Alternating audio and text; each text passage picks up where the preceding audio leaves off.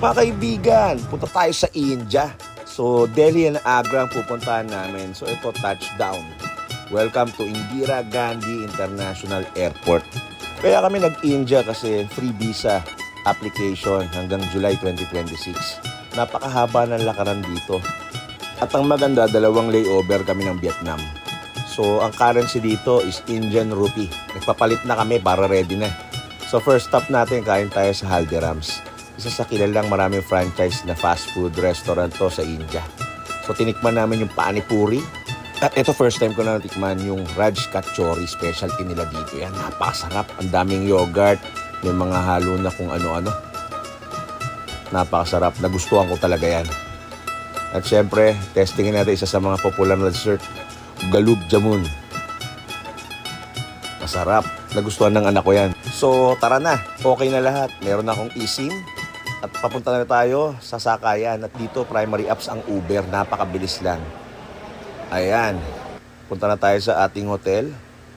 Napakaganda ng biyahe kasi madaling araw ang bagsak namin. Medyo malamig. Kasi galing winter. So, ayan po yung mga highways ng India. Ang gaganda ng daanan dito.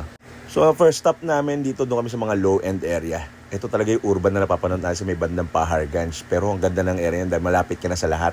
Pero kung nagtitipid ka, halagang 1.5. At ito napili namin sa Hotel Krishna. Pinag-aralan ko maigi yan at nakita ko maganda tong hotel na to. Entrada pa lang, maluwag na lobby. At ang ganda ng ilaw, lightning. Diba? Hotel na hotel talaga ang dating. Hindi katulad sa iba na nakita ko. Diba? Parang small lobby lang, tapos hotel na. Maliliit ang kwarto. Ito malaki, nagkakahalaga ng 1.5. Ito po yung kwarto niya. Okay na po siya sa halagang 1.5 sa pesos. Pero nagpasira lang talaga dito, ito pintuan, madumi. Pero ang lakas ng tubig at malamig ang aircon. Ayun mga kaibigan, so pag kayo magpupunta sa travel, lalo India to, lalo kung katulad kong mga taihin, kailangan nyo ang Ersiflora. For protection, maging kalmado ang inyong sikmura. Happy Holi! Ngayon sineselebrate yung Holi Festival. So pinagdiriwang to, simbolo ng tagumpay sa kabutihan laban sa kasamaan. Yan yung magsasaboy sila ng mga makulay para magpipinturahan kanila at saka maghahagi sila ng tubig. So ito po yung Old Delhi na sinasabi madumi at ito nakalampas na po, New Delhi na po. At kakain tayo dito sa may Pandara Road yung Havmore. Masarap na restaurant to based sa aking research sa kilala. So order tayo ng Rogan Josh, Malay Kofta at syempre Tandoori, special nila dito. Kakain tayo ngayon with naan bread. First lunch namin sa India. Kain tayo. Iba pa rin yung kakain ka ng mga favorite kong Indian food na authentic sa mismong India. At ayan, nag-dessert tayo. First time natin tikman yung Pirni. At tara, magala na tayo. First stop natin, India Gate. Malapit lang sa area, pwede lakarin. Pero siyempre dahil kasama ko, pamilya ko, lakad-lakad. Ang ganda ng mga park nila dito at dito marami nag-celebrate ng Holi. Actually, maraming party. May mga ticket. Talagang ganda nagsasayawan, naghahagisan ng kulay. At ito, naki-join kami sa kanila. Papintura rin kami, siyempre, para ma-feel na feel natin yung India. Ayan, lahat walang kawala. Diba? Tingnan mo anak ko, halos maging Shrek. Kulay green. Ayan, happy Holi. So tuloy ang gala natin. Sulitin natin day 1 sa Rashtrapati Bhavan. Ito yung bahay ng presidente, parang Malacanang. Sa monument ni Mahatma Gandhi. At sa Agrasen, Kibauli. Sinaunang stepwell yung balon na may hagdan. Naganda mag-picture dito. Tapos ayan, pasyal na tayo. Ito yung Connaught Place. Ito yung parang medyo Makati nila dito sa area ng New Delhi. Nandyan na lahat halos. Diba? Ang gusto mo, shopping, kain, at kung ano pa. Masaya dito. So, kain tayo ng favorite ko sa Biryani Blues. Alam mo na, biryani. Diba? Isa sa paborito kong pagkain yan. At dito, kakain tayo sa mismong India. Tara, napakasarap. Yung kanin na sobrang malasa. Grabe. At kain din tayo ng panir, tika. Ayan, testingin natin. Lahat ng pagkain dito, hindi ko pa kakawalan dahil paborito ko yan. Dito sa Connaught Place talaga lahat ng masarap na restaurant. Ito, Moti Mahal. Isa sa kilalang restaurant dito. Snack-snack lang tayo. Tikman natin itong Dal Makhani, isa sa mga popular dito. At sila ang nag-imbento ng butter chicken, tong restaurant na Moti Mahal. Ayan, sila pa nag-serve sa'yo. Dito ko titikman to sa India first time. Ano kaya lasa? Actually, butter chicken dito, quality. Sila nag-imbento. So, ito yung tunay na lasa ng butter chicken. At ito, hindi ko pinapansin to sa mga kainan dito sa Pilipinas, yung dal makni. Pero ito, napakasarap ng lasa. So, tuloy ang gala. Ito, punta tayo sa Humayun's Tomb. Hindi pwedeng hindi mo puntahan to sa Delhi. Ito yung parang Taj Mahal nila dito. Ang ganda. At syempre, Old Delhi. Puntahan natin yung chaotic and crowded na mga nakikita natin. Sobrang daming tao. Pero honestly, wala akong naamoy na sinasabi nila sa India. Ayan, ang daming kainan dito. Street foods, ayan. May mga nakagwantes na. Punta tayo sa Jama Masjid. Ramadan, kaya sobrang tao. Hindi tayo nakapasok. Ay, itsura paggabi. Hindi pwedeng hindi ka kakain dito sa Karims. Isa sa sikat na kainan at makasaysayan sa Delhi. Authentic Mughlai cuisine. 1913 pa lang, open na to. Kakain kami ng heavy dinner ngayon. So ayan, ginagawa yung mga tinapay, nakikita mo. At ito, specialty nila dito, yung mga Sikh kebab. Umorder kami ng muton, di ba, para mas malasa. Lalamon talaga kami kasi pagod kami, kakalakad dito. So ayan, special dish nila, nahari. At ito po, ang Romali roti. Ayan po yung Sikh kebab na muton at chicken bura. Pinaka gusto ko yun ni Hari. Makakain na ako niyan talaga. Special national dish ng Pakistan. So, ayan po. Sikh kebab, ang sarap ng kain namin. Gutom na gutom kami. Kaya, lapang tayo. Sulitin natin ang nawalang pagod energy. At maglalakad-lakad tayo. Dito kami magde-dessert sa Chandni Chowk. Ito yung mga napapanood niya sa social media. Sumakay kami ng rickshaw. Ayan, tikman natin dessert. Dahil ang mga bata hindi gusto yung mga pagkain ng India, pati asawa ko. Ito yung rabri. Rabdi lassi. Ayan, sarap. Moron yogurt sila dito. Mura yogurt dito. At ito yung isa sa mga kilalang pagkain nila dito. Yung dahi balya. So ayan ho. Tikman natin to. Lagi ko napapanood to Bali gawa to sa lentil dumpling. Tapos nilalagyan ng yogurt. Yun yung dahi. At iba't ibang chutney and spices. Napakasarap nito, popular na street foods. At syempre, alam mo na, sa Dubai, masarap to. Pero syempre dito sa India, talagang niluluto nila tong masala chai. Yan. At hindi nila tinipid, nakalagay pa sa palayok. Ayan, no? Toast, kampay. So ngayon, ito yung pinagusto namin. Intercity tayo. Nag-Uber kami kasi wala na kami nasakyan na train, fully book na lahat. Dito kami sa Agra, along Uttar Pradesh.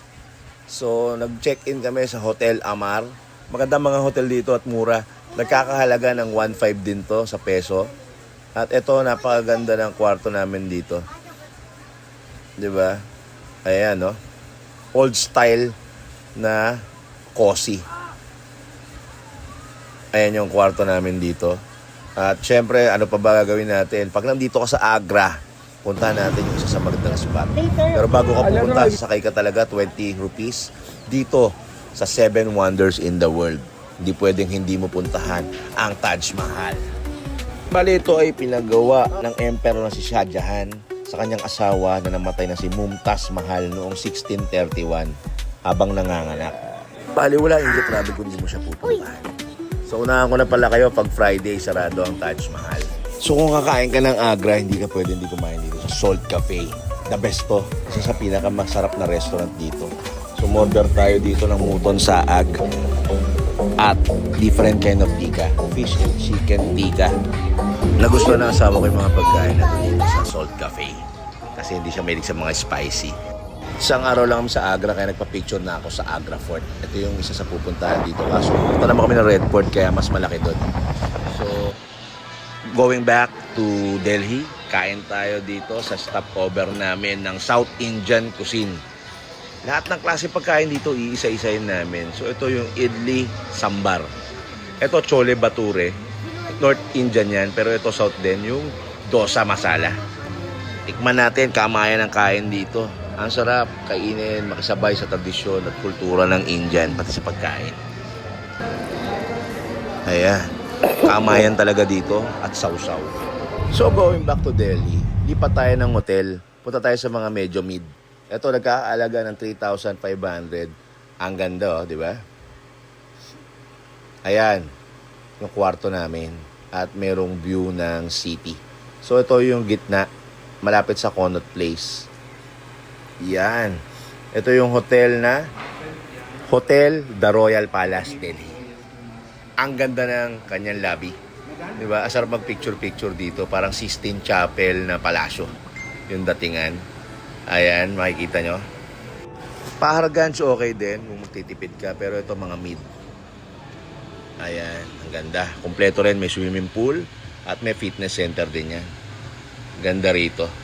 Compare sa Paharganch na talagang matao at medyo gusto mo ng private at mid-range, ito maganda. Tuloy ang gala, ito meron ditong Catholic Church. Ito yung Sacred Heart Cathedral sa Delhi.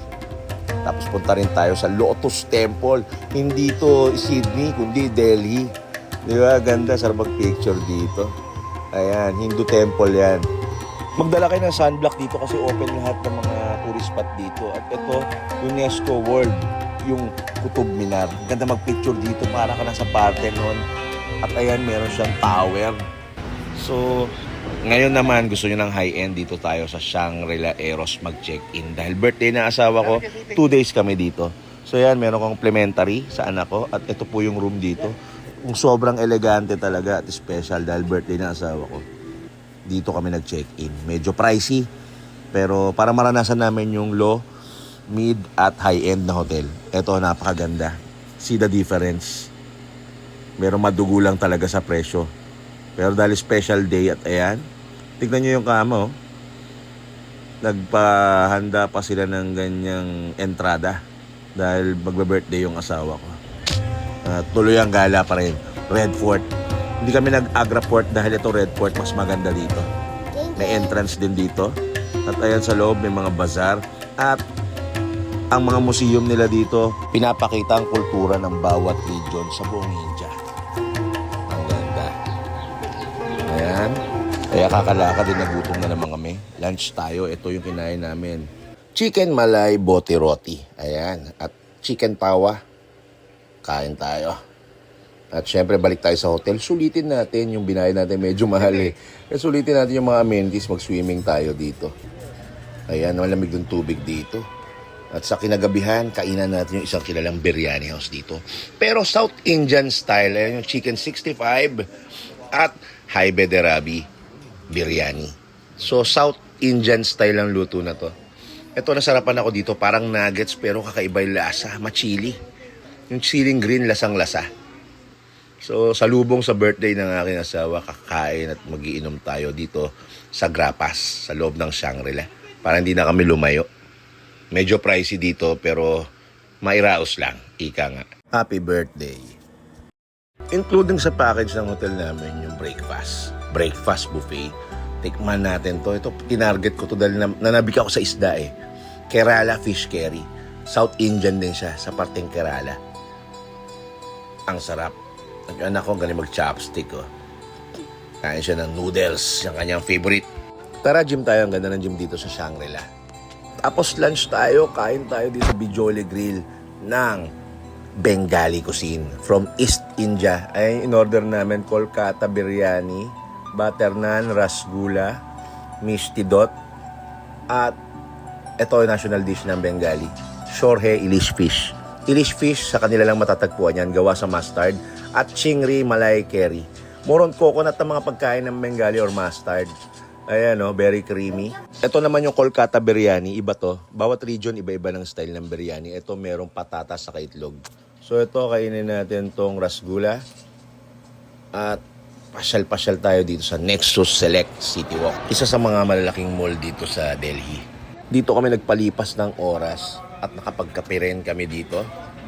Tapos punta tayo sa Gurdwara Bangla Sanid. Isa sa tanyag na Sikh temple dito sa Delhi. Ang Sikh ay isa sa religion sa India. So nagmula to sa mga Punjabi. So nandito rin yung tinatawag nilang holy water na sarobar na iniinom nila dahil may healing properties daw ito.